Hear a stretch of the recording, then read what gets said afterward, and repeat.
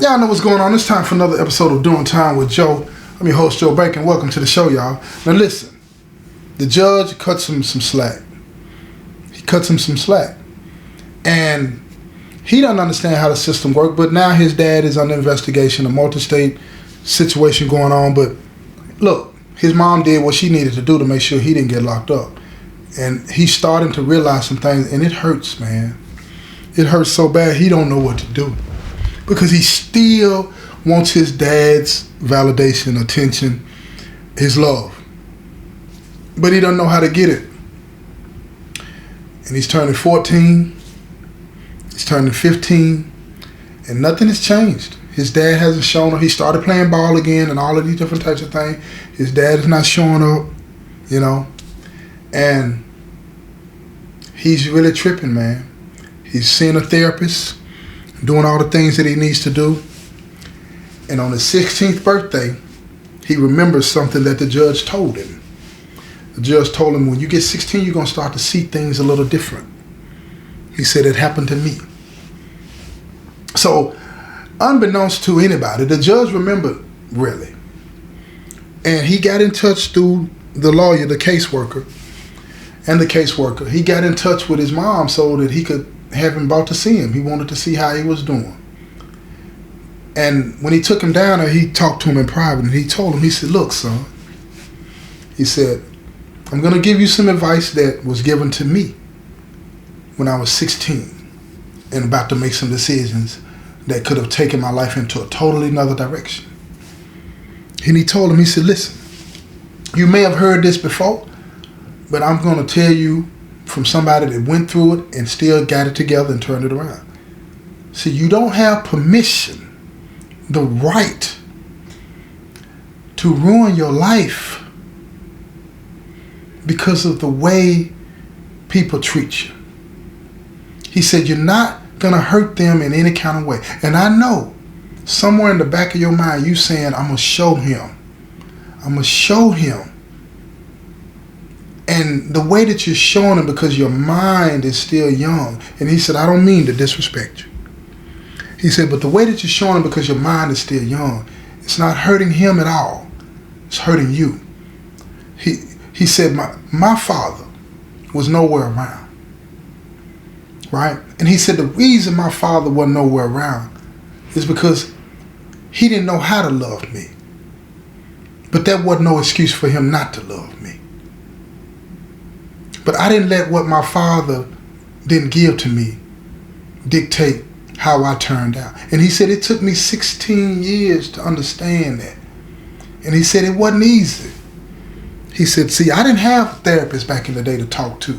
I didn't have somebody, you know what I'm saying, that was willing to sit and hear me talk 2 or 3 days out of the week and figure out what was going on. I didn't have that, but you do. And he said, I'm glad that you're taking advantage of it. He said, but it's not going to be easy for you.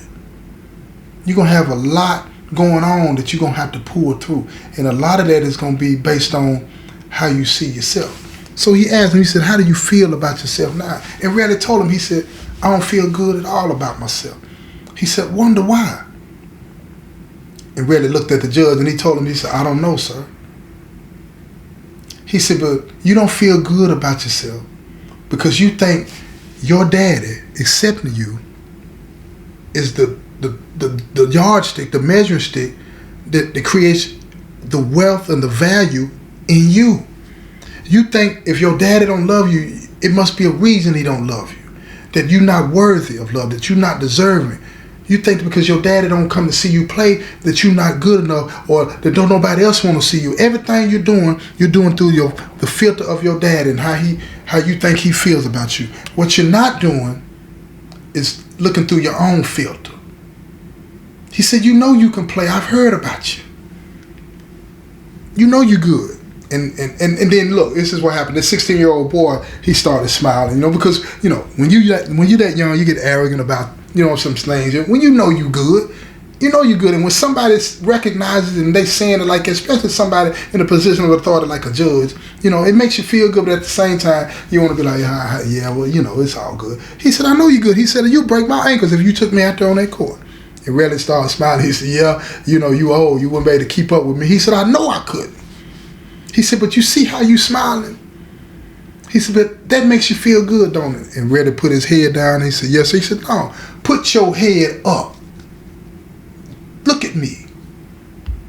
It's okay to feel good about yourself, man. It's okay to feel good about yourself. In spite of, without your father. You don't have to feel guilty about feeling good about yourself. And that's key. So, the judge finished talking to him. His mama took him home, and she's talking to him and asking him, how did it go and what did he think? And he was like, he understood some of it, but he ran it back to his mom, and his mom was trying to explain and fill in the gaps where she could, right? But it was in that moment that Relly decided that, when he got home, he told his mama that he wanted to change his last name to her last name. And it broke her heart. She said, why? He said to his mama, he said, because my daddy don't deserve to have me with his last name. And that hurt her because, see, she was raised a little different. She loved her daddy, you know what I'm saying? But her situation was different. Now, her daddy wasn't the perfect dad, but he was there as much as he could be, He loved her. And she was proud to be his daughter, even though he wasn't the ideal dad. And the fact that he didn't want his dad's last name, it hurt her, but she understood, and she said, well, think about it some more, and if you're sure about it, we'll see. But that's, when you change that, it's going to be permanent.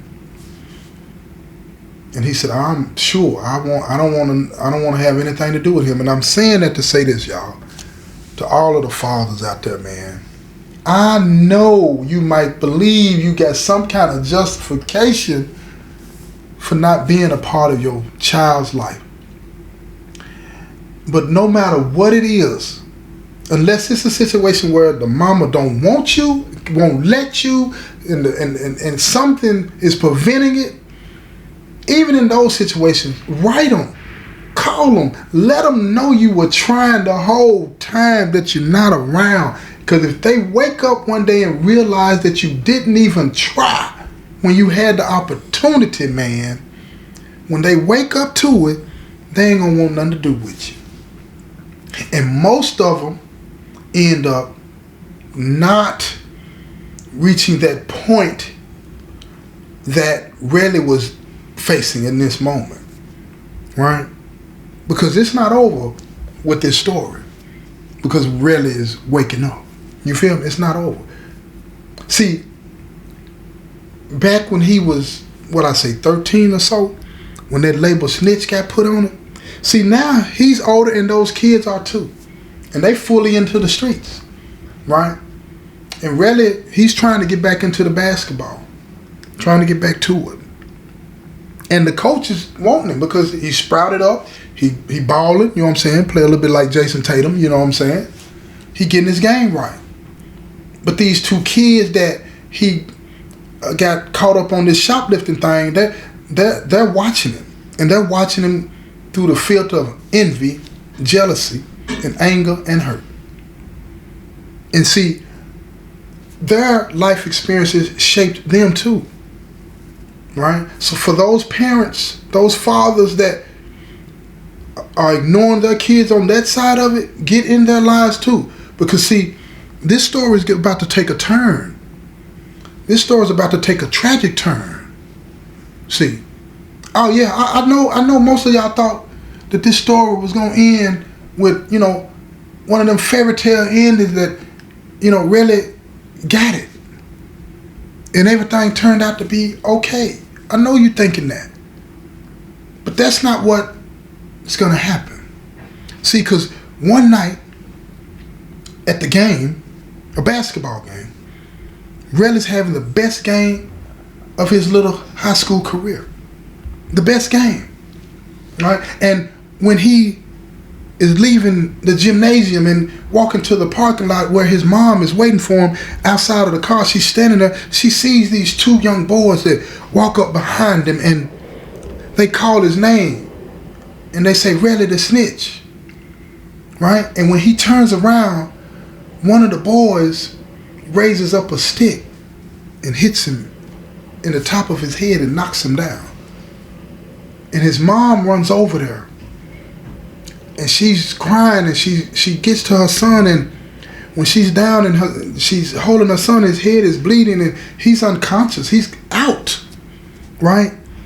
One of the other kids pulls out a pistol and he points it at him like he's gonna shoot him, and he's telling her, get out of the way, I'm gonna kill this snitch. And she wraps her arms around her son, throws her body all over him, not letting him get a clear shot. If he's gonna shoot, he's gonna hit her first. She said, don't shoot my son. She had no regard for her health, her safety, her life. Do you hear me? She had no regard for her own life. She had given everything to her son, and she was willing to give her life to protect him. She was willing to give her life to protect him. And when the time came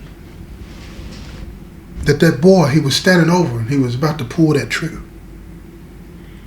one of the police officers that was assigned to that game that night,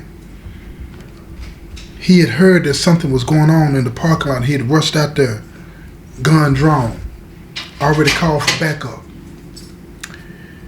And when he got to the scene, he told the young man to drop the weapon. Drop the weapon. And the young boy looked up at him. The other boy ran off, stick in hand. The young boy raised up the gun, and as he turned, and he pointed the gun right at the officer, and the officer fired without hesitation. Dropped him right there. Hit him center mass, y'all. Dropped him. And right about that time, when the officer rushed to the scene, he checked his pulse. He's not gone yet.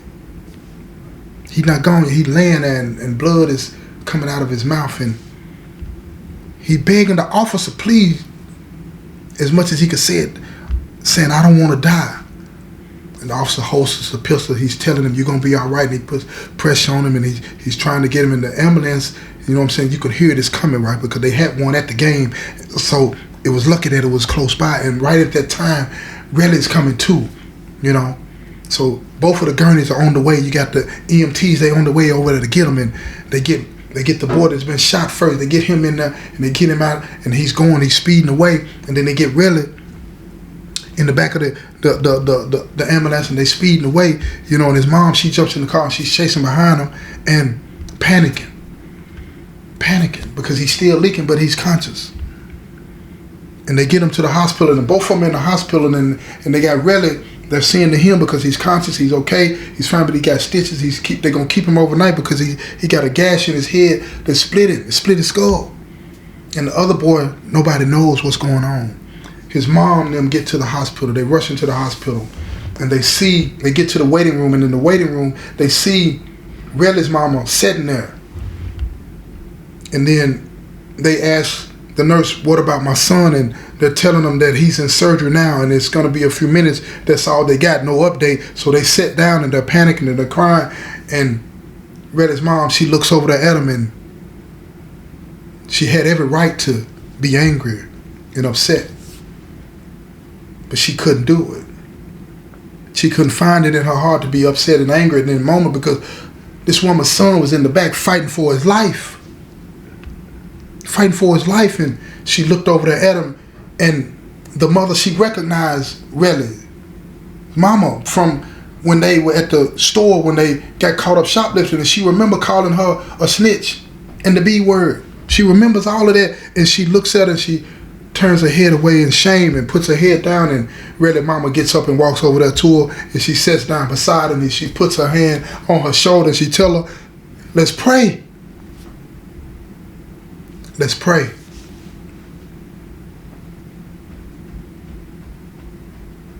And the little boy's mama looked at her, y'all. Tears coming down her face, her hands were shaking.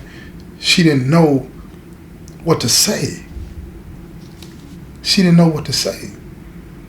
Really, mama grabbed and hugged and told her, I understand. She said, girl, I know. I know what you're going through. I've been there and I've done that. She said, but you're going to have to pray. And they both prayed. They both prayed. And then when the doctor came in, he talked to him. You know, she stood up with her. And they told her, this is going to be touch and go. If he makes it through the night, he might be okay. But the bullet, it had nicked an artery. He lost a lot of blood, y'all. He lost a lot of blood. Yeah. It's touch and go. So Riley's mama, she goes in the back, she sees about her son, he's doing fine, and Riley asks, one of the first things after he wanted to make sure his mom was okay, he asked, how was the little boy? And his mama told him, and he lay there and he's like, why was he trying to shoot me, mama? And she told him, she said, 'cause he hurting just like you. Now come on, now listen to me, y'all. In a moment like that, who's wise enough to say that? I mean, my answer would have probably been, I don't know. But his mama, all the things that she had been through, she got it. And she told him, because he hurting, baby. He hurting just like you. Because during the little time that she sat out there with that boy's mama, she found out that they walk a similar path. They walk a similar path. They dad ain't there, man. They dad ain't there. We got to step up, y'all. We have to. We can't keep blaming everything and everybody on the situations that involve ours, because even though there may be some truth to it, we got to deal with the fallout. We the ones that's got to be in the hospital waiting rooms. We the ones that's got to be visiting at the prisons and putting money on their books and accepting the phone call. We the ones that got to do that. I don't care who you blame. I don't care what's going on, but what's your role in it? What's your role in it? We got these women out here doing everything that they can. Yeah, some of them with the mess. Don't get me twisted. I understand that. They know that too. But I don't care. Keep fighting for your child. Keep fighting for your child, because they're going to get to a point where they're going to know you fought for them. And they're going to need you, man. They're going to need you to be the one to comfort them and tell them it's going to be okay. They're going to need that. You got to be there. Anything else is not acceptable. So the next morning, the doctors come out, because she went home and came back, she changed clothes. And they told her it was looking better. And they still had to monitor him, and he might make it. She went in there, he had tubes coming out of every part of his body. Every part of his body. But see, that's what pain looks like, y'all. That's what despair looks like, y'all. That's what hurt looks like. Tubes in and out of your body because you had to take a bullet just to make somebody see you. Just to make somebody see you. It shouldn't be like that. It can't be like that.